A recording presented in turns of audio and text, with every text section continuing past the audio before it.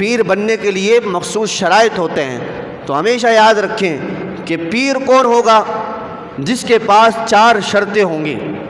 یہ 4 شرطوں پہ آپ نے پرکھنا ہے اس کو۔ اگر وہ ان 4 شرطوں پہ اترتا ہے پورا تو آپ اس کے ہاتھ میں ہاتھ دیں، بیعت کریں اس سے، کیونکہ وہ کامل ہے۔ لیکن اگر وہ ان 4 شرطوں میں سے ایک کا بھی اہل نہیں، ایک بھی اس کے اندر نہیں پائی جاتی، تو وہ پیری مریدی کے لیے اہل نہیں ہو سکتا۔ پہلی شرط یہ ہے کہ اس کا عقیدہ صحیح ہوگا، کیونکہ عقیدے کے بغیر بندہ نماز بھی اگر پڑھے اور عقیدہ صحیح نہ ہو تو نماز بھی قبول نہیں ہوتی، تو پیر کیا بنے گا؟ یہ اس کی تو اپنی نماز قبول نہیں ہے، تو عقیدہ صحیح ہونا چاہیے۔ اور دوسری شرط یہ ہے کہ پیر فاسق معلن نہیں ہوگا۔ فاسق معلن مطلب گناہ اعلانیہ کرنا، اعلانیہ طور پہ نمازیں چھوڑ دینا، داڑھی کٹوانا، ایک مٹھی سے کٹوا کر کم کر دینا، 4 انگوٹھیاں ایک ہاتھ میں پہننا ہی حرام ہے، بلکہ ایک انگوٹھی بھی 4.5 ماشے سے زائد کی پہننا حرام ہے، بغیر نگ والی انگوٹھی پہننا حرام ہے۔ تو یہ ساری چیزیں آپ نے غور کرنی ہے۔ کندھوں سے نیچے بال لٹکا دینا حرام ہے، اس کے اوپر بھی غور کرنا ہے۔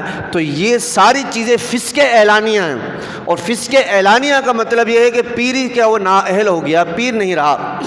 اور تیسری شرط یہ ہے کہ وہ عالم دین ہوگا، یعنی اپنی ضرورت کے مسائل بغیر کسی کی مدد کے خود کتابوں سے نکالنے پر قادر ہوگا۔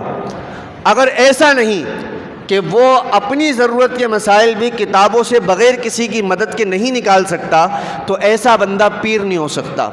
اور کتاب سے مسائل نکالنا بغیر کسی کی مدد کے یہ وہی جانتا ہے کہ جس کا دن رات کتابوں کے ساتھ اٹھنا بیٹھنا ہوتا ہے۔ کتابوں کے اندر مسئلہ تلاش کر لینا یہ بہت آسان کام نہیں ہے، بلکہ بہت کیا آج ایک بندے کے لیے بہت مشکل کام ہے، کیونکہ کتاب ہر ایک کو اپنا فیض نہیں دیتی۔ لہذا یہ یاد رکھیں کہ جو پیر ہوگا اس کے اندر اتنی صلاحیت ہوگی کہ وہ مسائل نکال سکے گا۔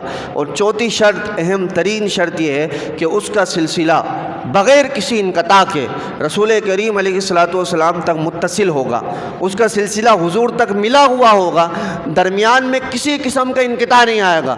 اگر ایک درمیان کے اندر بھی ایسا بندہ کھڑا ہو گیا کہ بھائی میرے تو ابا جان پیر تھے اور انہوں نے اس کو خلیفہ بنایا نہیں، اس لیے بھی بیعت کرنا شروع کر دیا، تو یہ پیر نہیں ہو سکتا، کیونکہ آپ کا سلسلہ نہیں جڑا ہوا۔ سلسلہ جڑتا ہے اجازت سے، سلسلہ جڑتا ہے خلافت سے، وہ تو آپ کے پاس ہے ہی نہیں، لہٰذا آپ بیعت کرنے کے اہل نہیں ہیں۔ تو یہ 4 شرطیں یاد رکھیں، جس کے اندر یہ 4 شرطیں ہوں گی وہ پیر ہوگا، اور جس کے اندر یہ 4 شرطیں نہیں ہوں گی وہ پیر نہیں ہو سکتا۔ اور ایسے شخص کے ہاتھ میں ہاتھ دینا، اس کے ہاتھ پر بیعت کرنا بھی ناجائز و گناہ ہوگا۔